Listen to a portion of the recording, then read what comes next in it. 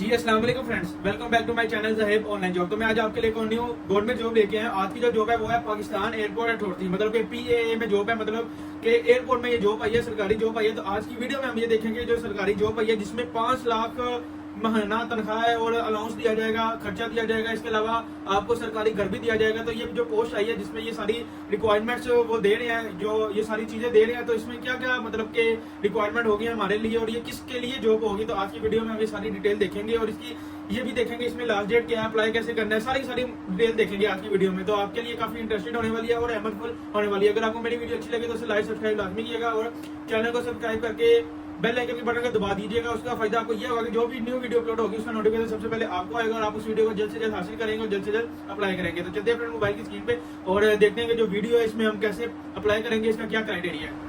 जी तो फ्रेंड, जैसा कि आप देख सकते हैं कि मोबाइल की स्क्रीन पे आ गए हूं, पोस्ट आपको शो हो रही है। सबसे पहले मैं छोटा सा इंट्रोडक्शन करवा दूं। ये मेरा व्हाट्सएप का चैनल है, इसको लाजमी फॉलो करें। इसको फॉलो करने का आपको ये फायदा होगा कि जो भी लेटेस्ट अपडेट आती है सबसे पहले मैं व्हाट्सएप पे सेंड करता हूं, उसके बाद भी यूट्यूब की वीडियो बनती है, यूट्यूब पे अपलोड होती है। तो अपडेट रहने के लिए आप मेरे चैनल को भी लाजमी फॉलो करें, आपको इसका फायदा जरूर होगा। तो चलते हैं फ्रेंड अपनी पोस्ट की तरफ। सबसे पहले तो मैं आपको ओपन करके दिखा दूं जिसके पे लिखा हुआ है, ये देखिए मैं आपको बैक करके दिखाता हूँ। ये पाकिस्तान एयरपोर्ट अथॉरिटी, ठीक है, ऊपर लिखा हुआ है इसमें जॉब है PAA, ठीक है, जिसमें हमारे पास किस चीज की पोस्ट रही है वो है chief operating officer airport manager EG07, ठीक है, इसमें हमारे पास पोस्ट रही है। और जिसमें किस इलाके की पोस्ट है वो नीचे लिखा हुआ है for new general aviation aerodrome Lahore near Murid के, मतलब कि लाहौर की जॉब है, मरीद के जो पास है वहाँ पे आपकी ये जॉब है। अब किस चीज में मतलब इसका क्राइटेरिया क्या है, क्या इसमें करना होगा, इसका मतलब कि सारी डिटेल हम अब देखते हैं वन बाय वन। जिसमें हमारे पास पहला पॉइंट आया था नंबर ऑफ सीट, एक ही सीट है, ठीक है, ज्यादा इसमें सीट्स नहीं अवेलेबल। क्वालिफिकेशन जो हमें चाहिए होगी एटलीस्ट बैचलर डिग्री चाहिए होगी, ठीक है, जिसमें हमारे पास प्रीफेबली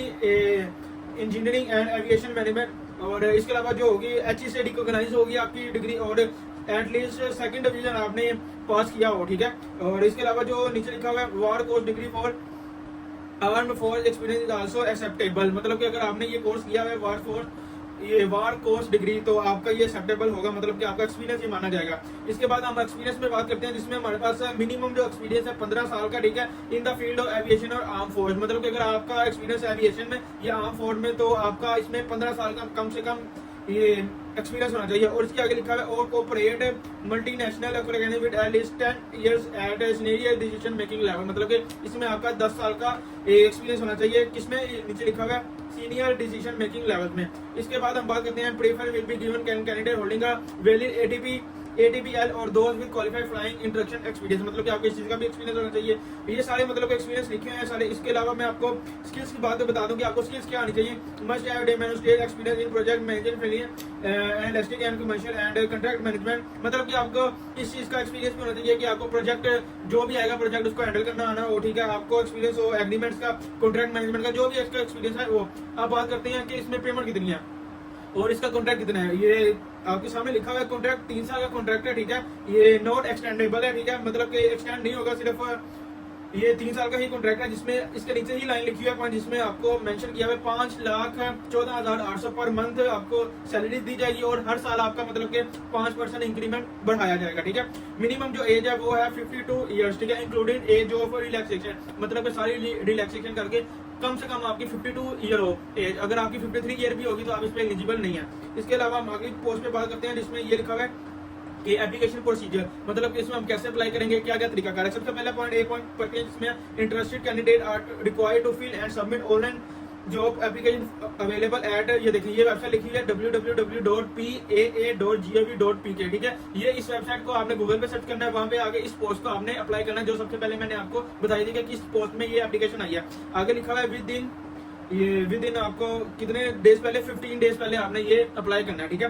बी पॉइंट पे आते हैं candidate must uploaded their CV with photograph PDF copies of, मतलब कि आपने जो रिक्वायरमेंट फॉर्म फिल करेंगे उसमें PDF में आपने CV अपनी अपलोड करनी है जिसमें आपकी तस्वीर भी हो, ठीक है।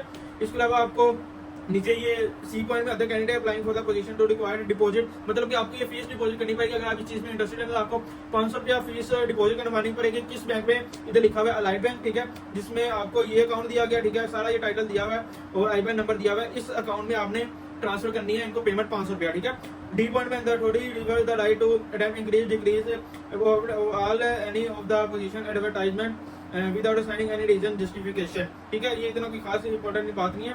ई पॉइंट में आते हैं if a candidate fails to upload the required document with the online form his or her application will be rejecting, मतलब कि अगर आपका ऑनलाइन फॉर्म है, आपने फॉर्म फिल किया जिसमें आपने सारी डिटेल दी है, कुछ ना कुछ आपका रहेगा, चाहे आपकी एजुकेशन रिक्वायरमेंट कोई आपने बैचलर्स की रिक्वायर्ड है, आपने इंटर तक भेज दिया तो वो आपका रिजेक्ट कर दिया जाएगा। अगर आपने कोई नहीं अपलोड की, कोई भी चीज चाहे सीवी नहीं अपलोड की, तो आपको उसी टाइम रिजेक्ट कर दिया जाएगा। तो इसलिए ये इंपॉर्टेंट बात है कि आपने जो भी डॉक्यूमेंट्स हैं सारे क्लियर और सारी की सारी डिटेल आपने देनी है। लास्ट पॉइंट में बात करते हैं, all the industry candidate must read the terms and condition. ठीक है, आपने सारी टर्म्स एंड कंडीशन पढ़ लेनी है। ठीक है, जो भी इधर पोस्ट आपको ये व्हाट्सएप पे ऑलरेडी मेरे चैनल पे शेयर है, लिंक आपको डिस्क्रिप्शन बॉक्स में मिल जाएगा। ठीक है, तो इसके बाद हम ये बात करते हैं मतलब कि Pakistan audit terms and condition की।